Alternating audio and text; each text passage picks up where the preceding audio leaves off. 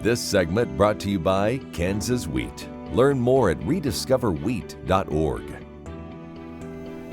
Welcome back to Farm Factor. We finish up our Kansas Wheat series today with the top performing varieties in western Kansas.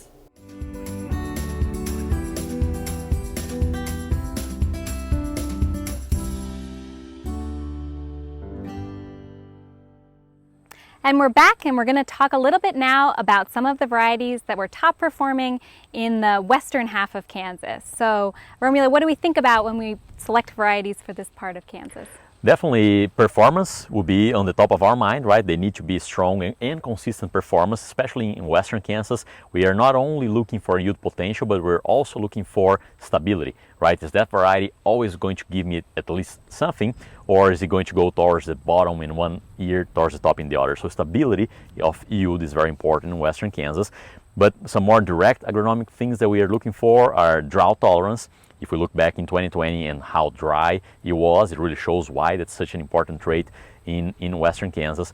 Growers also like varieties that are slightly taller in western Kansas compared to central Kansas, and that's mostly because they see the importance of that wheat residue going into the rotation for their next crop as well, and helping store some moisture that can actually account for many bushels in their corn crop that comes after the wheat.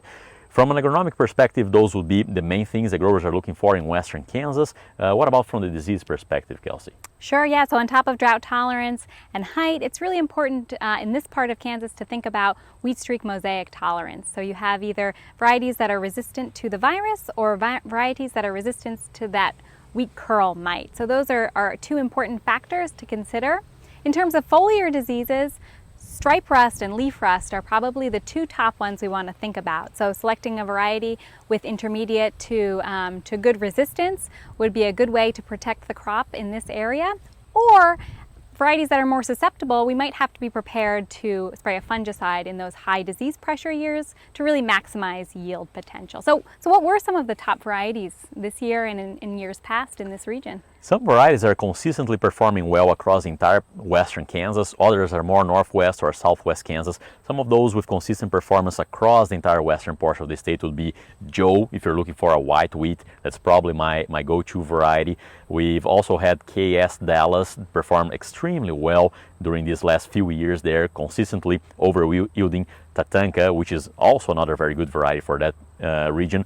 Provided that growers understand that lodging might be a concern on Tatanka there, right? And canvas as well. Colorado State canvas has performed extremely well this year, really showing its drought tolerance and its adaptability to that region. Now we have a few others that are more specific, northwest or southwest. For example, SY Wolverine has performed very well in the northwest part of the state. If we look at Langin, Colorado State, it does well throughout western Kansas, but perhaps because of its maturity, might be a better fit in the southwest part of the state. So those will be some of the ones that come to mind that performing quite well.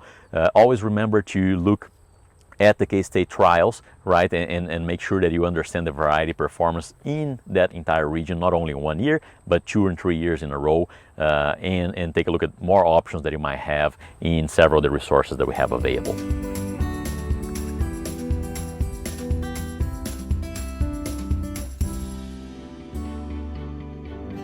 Stay tuned for this week's Kansas Farm Bureau update coming up next here on Farm Factor.